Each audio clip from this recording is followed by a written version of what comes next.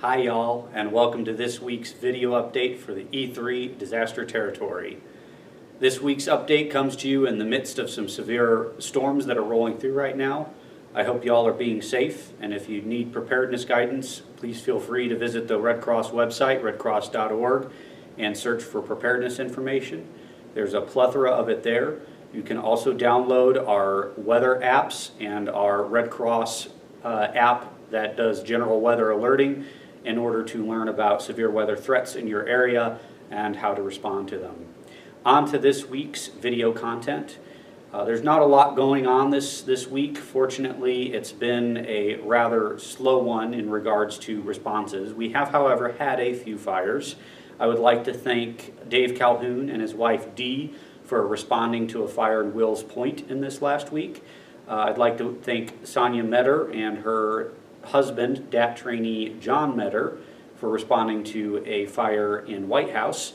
And finally, I'd like to thank Roger Middleton, DAT captain, and our DAT trainee Robin Buat for responding to a house fire here in Tyler. All of you have done excellent work, and thank you for continuing to serve the American Red Cross. All of you who are interested in going out on responses, please give me a call and let me know. I can add your name to a list of available people that want to go out and train with active DAT captains, and we can give you a call as the opportunities arise. On to the other updates from this past week. We had a couple of events. One, we did a Service to Armed Forces presentation to our local partner, Civil Air Patrol. Our local Service to Armed Forces specialist, Jennifer Cato, did that. We also had her come and speak to our local City of Tyler Veterans Council on the services that the Red Cross has available for veterans in our local area. So thank you for Jennifer for coming down and doing those things, and it's always good to learn about the other departments within the Red Cross. After all, we are all one Red Cross.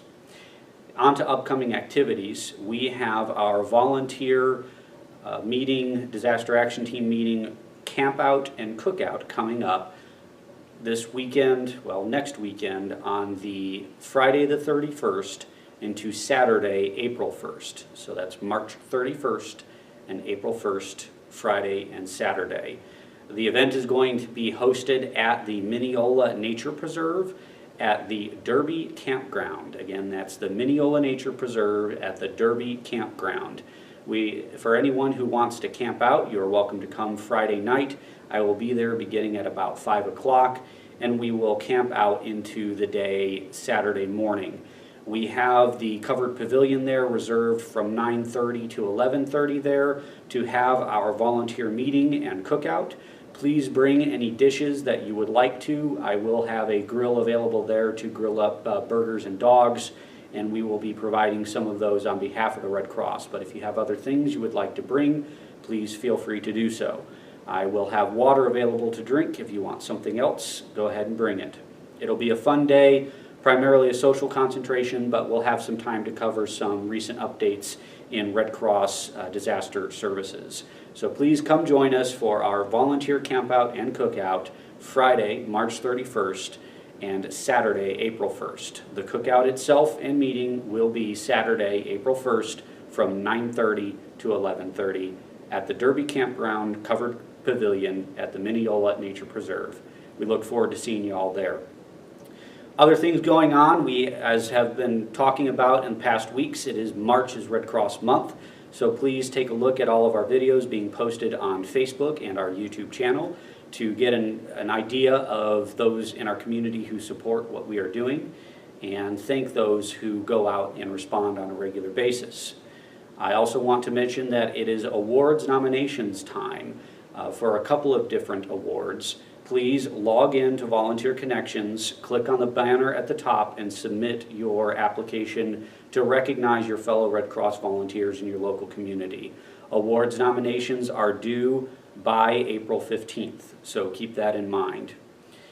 As to how we're going to wrap up the video, I like to feature internal and external partners. I want to feature this week a partner that has helped us out a great deal in the last couple of years, the local Civil Air Patrol. They are a national organization and the only other organization besides the Red Cross who has a congressional charter to provide emergency services. So please join us at the end of this video to watch Colton Barron of the local Civil Air Patrol explain who they are and how they integrate with the Red Cross.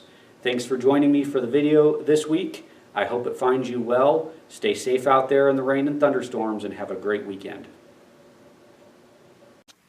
Hello, my name is Colton Barron. I'm a cadet second lieutenant in the Civil Air Patrol Air Force Auxiliary Tyler Composite Squadron. Civil Air Patrol is a U.S. Air Force Auxiliary. We are made up of volunteer organization. We handle all kinds of things in the Civil Air Patrol. We have 3 missions that we try to live by. Our first one is cadet programs. Cadet programs is anything that has anything to do with cadets, anything from physical testing to basic drill and ceremonies, wearing of the uniform, color guards, etc. Our second mission is aerospace education. Aerospace education handles anything from basic rocketry to surveillance on the border with counter-narcotics and things like that, all the way into getting your private pilot's license. Cadets in the Civil Air Patrol at the age of 15 can start their private pilot's license and be soloing their first Cessna 172 by the age of 17. Emergency services is the third mission of Civil Air Patrol. Civil Air Patrol handles 80% of all Air Force inland search and rescue cases, anything from missing person to missing planes throughout the United States. On the other hand, we handle disaster relief cases in our local area, anything from tornadoes to hurricanes, etc., depending on where we're located. Tyler Composite Squadron is in an area known for tornadoes, and we have had an opportunity to work with Red Cross quite a bit in the past few years. I personally have been with Civil Air Patrol for 6 years, and I've been doing search and rescue with them for 4. And I've been with Red Cross for 3 years now, working anything from the casework side of things to damage assessment. Red Cross and Civil Air Patrol have a lot of the same core values and side of disaster relief, so it's great to bring the two together and kind of offer different assets to the deal. I've learned an outstanding amount of different knowledge just working different cases, anything from Arkansas to Louisiana and all over the state of Texas. Like I said, Red Cross and Civil Air Patrol have been together for quite some time in this area now, and I love every bit of it. I love being able to get out there and help people as best I can. I just love being able to be there when the people are in need, and then just see them kind of light up when we're like, hey, we're here for you, what do you need, let us help you.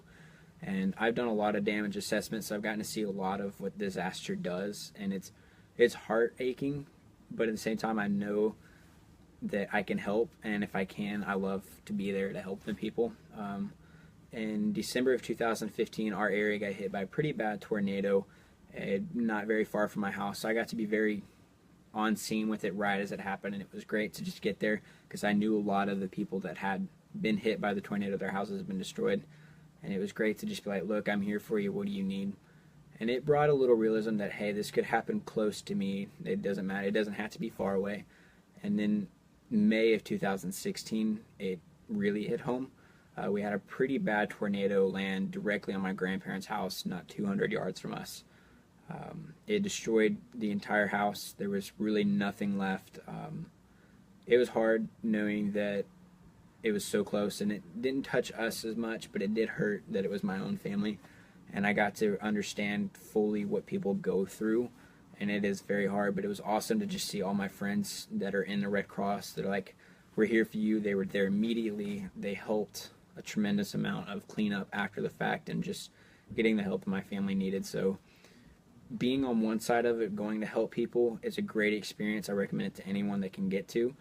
But on the other side, I see what it can do, so that's why I recommend it so much, is because that person showing up saying, hey, what do you need me to do, is a good feeling, knowing that you're not alone and there are people to help you. And that's why I'm in Civil Air Patrol and Red Cross, is any opportunity I can get to go help people with the abilities that I've been given, I will take every opportunity I can.